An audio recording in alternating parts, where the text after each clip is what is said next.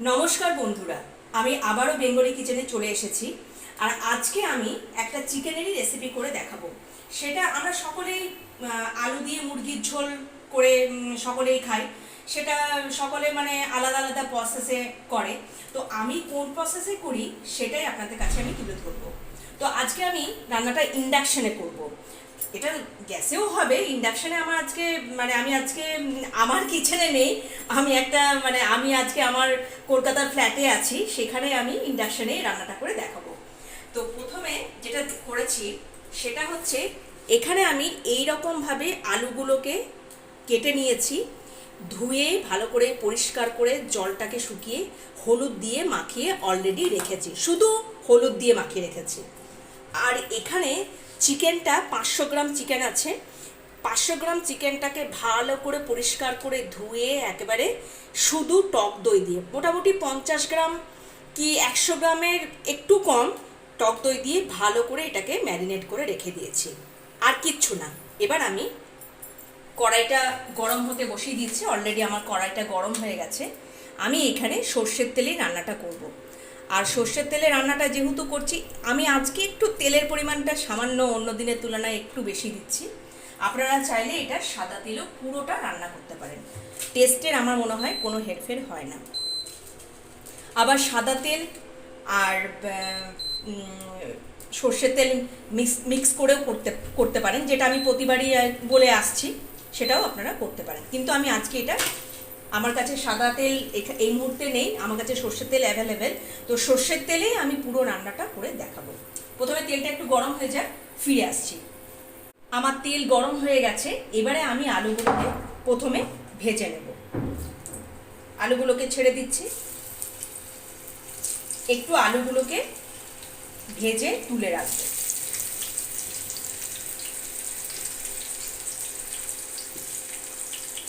আমি আজকে একটু তেলের পরিমাণটা যথেষ্টই বেশি দিয়েছি।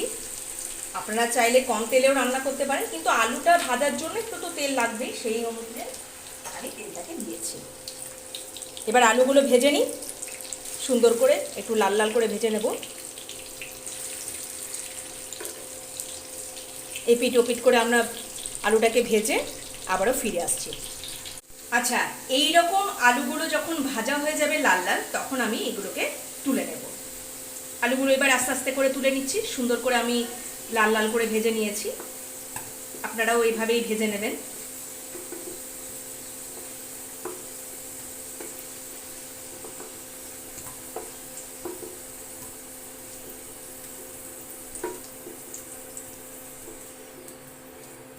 ব্যাস, আমার আলু ভাজা কমপ্লিট। এবার আমি আর তেল কিচ্ছু দেব না, এই তেলেই বাকি রান্নাটা আমি সেরে ফেলবো। এখানে তো আমি বললাম চিকেনটাকে আমি শুধু দই দিয়ে ভালো করে ম্যারিনেট করে রেখেছি, ভালো করে ধুয়ে পরিষ্কার করে। এবার আমি যেটা করেছি সেটা হচ্ছে, এখানে আমি 3টে মিডিয়াম সাইজের পেঁয়াজ এইভাবে সুন্দর করে কেটে রেখেছি, আর একটা টমেটো আমি কেটে রেখেছি। এটাকে এবার এই তেলের মধ্যে দিয়ে দেবো, কিন্তু তার আগে আমি একটু গোটা জিরে মোটামুটি এই চামচে 2 চামচ দিয়ে দিলাম, এই চামচে 2 চামচ দিয়ে দিলাম। এবার আমি যেটা করব সেটা, আমি পেঁয়াজ আর টমেটোটাকে ছেড়ে দিলাম।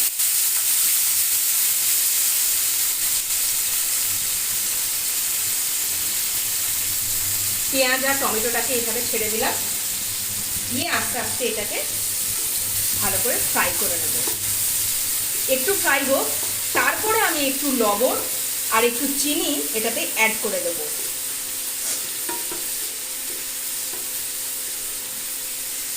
আচ্ছা, এইরকম দেখুন, যখন ফ্রাই হয়ে আসবে তখন আমি এখানে সামান্য একটু লবণ অ্যাড করে দিচ্ছি।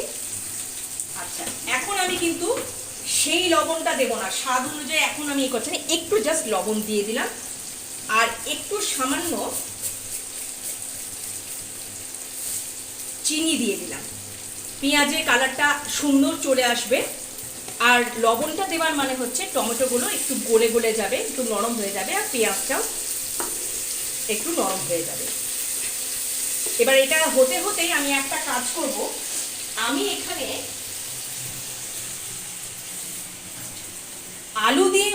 ঝোলে যে নিউট্রেলা সোয়া চাংস আছে, ছোট ছোট দানার যে সয়াবিন বড়িগুলো আছে, সেগুলোকে ভালো করে নুন দিয়ে সিদ্ধ করে জল চিপে একেবারে রেডি করে নিয়েছি। আমি এটা এখানে এবার এটার সাথে, যেটা টমেটো আর পেঁয়াজের সাথে, এটাকে ফ্রাই করে নেবো। আর সবসময় আপনারা চেষ্টা করবেন যে এই সয়াবিনগুলো যখন আপনারা দেবেন তখন একেবারে জল যেন না থাকে, একদম জল চিপে শুকনো করে নিয়ে তারপরে দেবার চেষ্টা করবেন। এই অবস্থাতেই আমি এগুলো দিয়ে দিচ্ছি। আলু দিয়ে মুরগির ঝোলে আমি এই নিউট্রেলা সোয়া চাংসগুলো ব্যবহার করি। এটা একটু ফ্রাই করে নিই এর সাথে।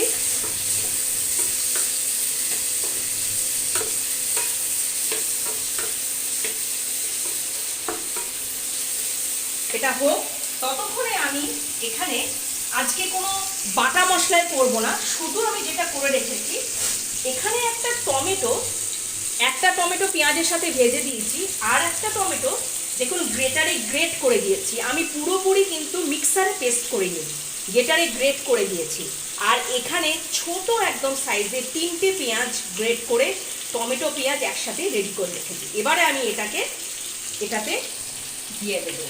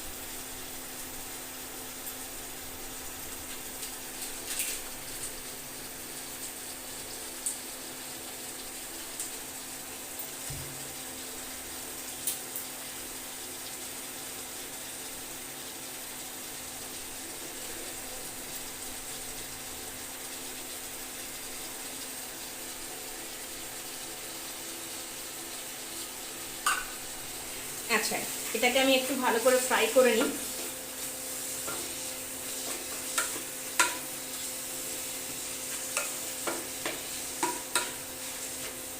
এবারে যেটা করব, এখানে আমি একটু ধনের গুঁড়ো, জিরের গুঁড়ো, আজকে আমি বললাম বাটা মশলায় কিছু করব না, তাই ধনের গুঁড়ো, জিরের গুঁড়ো আর একটু গোলমরিচ গুঁড়ো একটু জল দিয়ে মিক্স করে এটার মধ্যে আমি দিয়ে দিলাম। আর দেব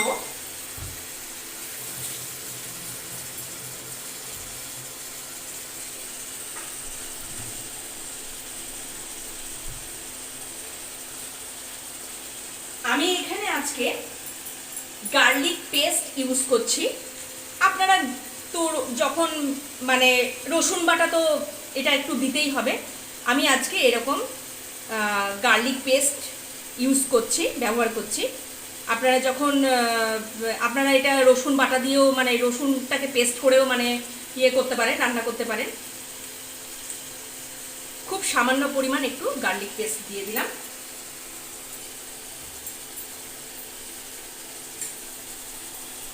আর দিচ্ছি একটু আদার পেস্ট। এটা রেডিমেড আমি ইউজ করছি।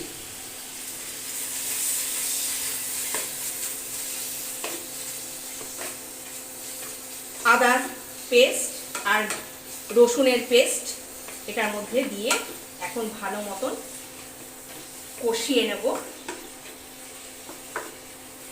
আর এখানে দেব, আমি একটু নুন দিয়েছিলাম, আমি আরও একটু লবণ এখন দিয়ে দিচ্ছি। পরে যদি আমার লাগে, যখন রেসিপিটি রেডি তৈরি হয়ে যাবে নামাবার সময়, তখন আমি স্বাদ অনুযায়ী আবার লবণ টেস্ট করে দিয়ে নিতে পারবো। এটা হোক, ততক্ষণে একটু কষানো হোক, তারপরে আমি চিকেনটাকে এটার মধ্যে দিয়ে আবারও কষাবো। ফিরে আসছি। আমি এখানে দুটো চিড়ে মানে কাঁচা লঙ্কা দুটো চিড়ে দিলাম। আমি আমার ঝালে ঝাল অনুযায়ী আমি এটাকে দুটো কাঁচা লঙ্কা দিলাম। এবার আপনারা যে যত ঝাল পছন্দ করবেন কাঁচা লঙ্কা চিড়ে দিতে পারেন। আর সরি, আমি এখানে গোলমরিচ গুঁড়ো যেহেতু ইউজ করেছি, সেহেতু আমি এখানে আমাদের পছন্দ অনুযায়ী ঝালটা আমরা দুটো কাঁচা লঙ্কা চিড়ে দিলাম। এবার আমি যেটা করব, এখানে দইয়ে মেখে রাখা চিকেনটা এটার মধ্যে অ্যাড করে দেব। এবার আমি সুন্দর করে এটাকে কষাতে থাকবো।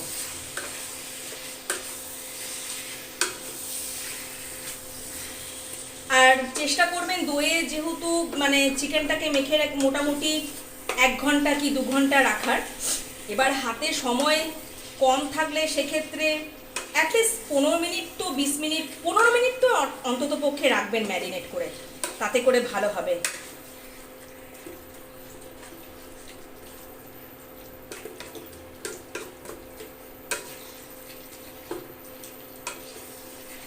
আচ্ছা, আমি এখানে একটা কথা বলে দিই, আজকে আমি বাজারে যে কিনতে পাওয়া যায় আদা রসুনের পেস্ট, সেইগুলো ইউজ করলাম রেডিমেড। আপনারা যখন করবেন তখন চেষ্টা করবেন কি বলবো, বাড়িতে আদা রসুন মিক্সারে পেস্ট করে বা শিলনোড়ায় বেটে সেই বাটা মশলা। আর বাটা মশলার টেস্ট অনেক এর থেকে আরও ভালো হয়, তো ওইভাবেই করার চেষ্টা করবেন। আর গোটা জিরে গোটা ধনে একসাথে বেটে সুন্দর করে ওটাও আপনারা সুন্দর করে ওইভাবেই করবেন আর কি। আচ্ছা, এটা হতে থাক, আমি একটু হলুদ অ্যাড করে নেব। একটু হলুদ অ্যাড করে দিচ্ছি সামান্য পরিমাণ। এবারে আমি এটাকে ভালো মতন করে আস্তে আস্তে করে কষাবো। এখন আমি ভেজে রাখা আলু দেব না, একটু বাদে দেব।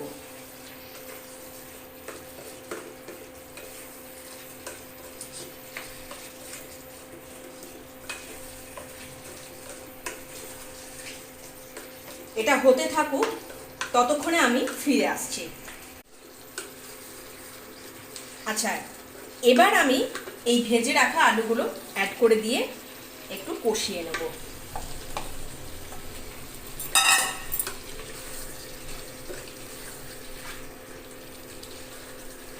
এবার আলু দিয়ে ভালো মতন করে কষিয়ে নিয়ে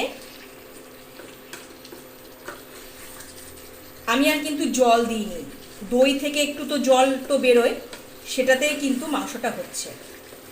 যখন যেহেতু এটা আলু দিয়ে মুরগির ঝোল, এবার যতটা পরিমাণ আমার ঝোলের দরকার আর কি, ততটা আমি জল লাগবে তখন আমি দিয়ে নেব। এখন তো আমি আর জল ব্যবহার করিনি। এইভাবেই কষাতে মাংসটাকে রেডি করব। আচ্ছা, আমার এই রকম কষানো মোটামুটি হয়ে গেছে। এবারে আমি কি করব, একটু ঝোল রাখার জন্য, যেহেতু এটা আলু দিয়ে মুরগির মাংসের ঝোল আমি প্রথমেই বলে আসছি প্রথম থেকেই, সেহেতু আমি এটাতে একটু ঝোল রাখবো। তাই জন্য আমি এখানে একটু গরম জল অলরেডি বসিয়ে দিয়েছি, সেটাই আমি এখন এটাতে আমার যতটা পরিমাণ লাগবে আমি এটাতে দিয়ে দেব। ব্যাস, আমি এতটাই দিচ্ছি। আমার যদি পরে আবারও লাগে আমি আবারও দিয়ে দিতে পারি। এবারে আমি যেটা করব সেটা হচ্ছে, এটা এবার আস্তে আস্তে একটু সেদ্ধ হতে দেব। আলু মাংসটা অলরেডি অনেকটাই সেদ্ধ হয়ে এসেই গেছে, শুধু আলুটা আমার সিদ্ধ হতে বাকি আছে। এবার আমি এটাকে মিডিয়াম ফ্লেমে রেখে আস্তে আস্তে আমি এটাকে সিদ্ধ করে নেব। আর এই অবস্থাতেই এই সময়ে আমি কি করব,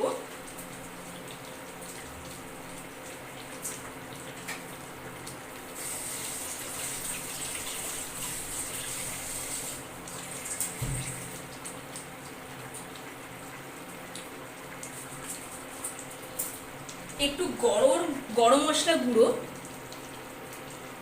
দিয়ে দিচ্ছি। এই ঝোলটা ফুটতে থাকবে আর গরম মশলা গুঁড়োটা আমি এই সময় দিয়ে দেবো।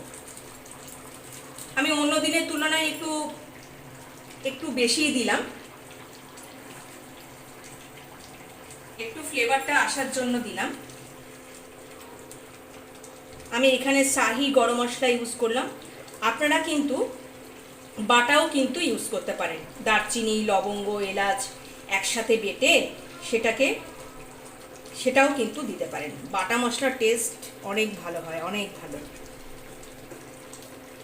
এবার কারুর হাতে সময় না থাকলে তখন আপনারা এরকম গুঁড়ো মশলা ব্যবহার করতে পারেন।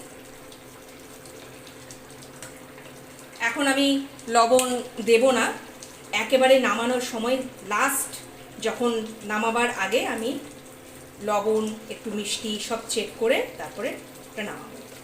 এটা এখন হতে থাক। আমি আরও একটু জল দিয়ে দিলাম, সামান্য একটু জল দিয়ে দিচ্ছি।